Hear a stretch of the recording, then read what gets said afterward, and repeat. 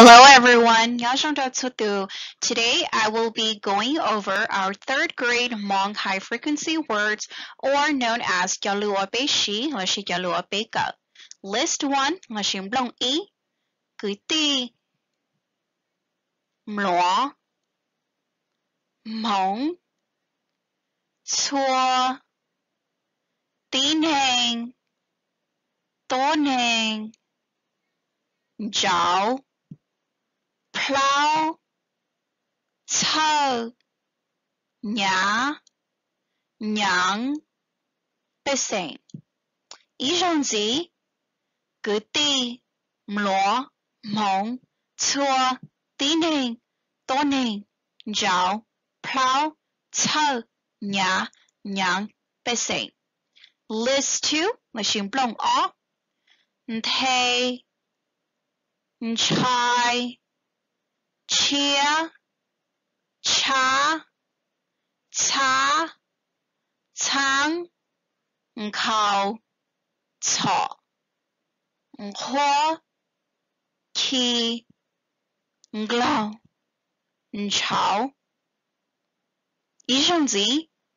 Thê, chai, chia, cha, cha, thang, khao, thọ. Hoa, khi, nglau, cháo. List 3, blank bay.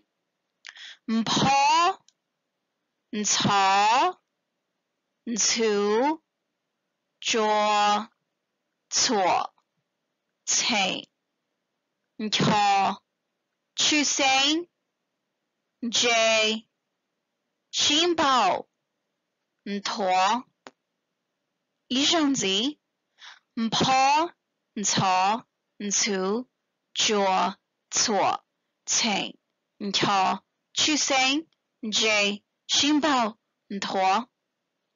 List 4, Blong Blau, Kwa, Chai, Kao, Chua, Ntia, Nta, Nchua, Nchia, Ncha, Cho, Chua Tia, Chua Ta. High name. Ý rằng gì?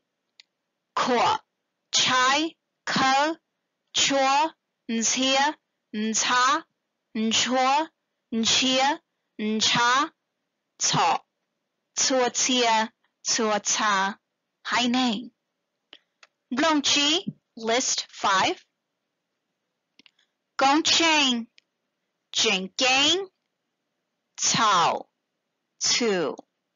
Va Meng, Vang Meng, Chua, Chao, Gluo, Cai, Cai, Zia, Za.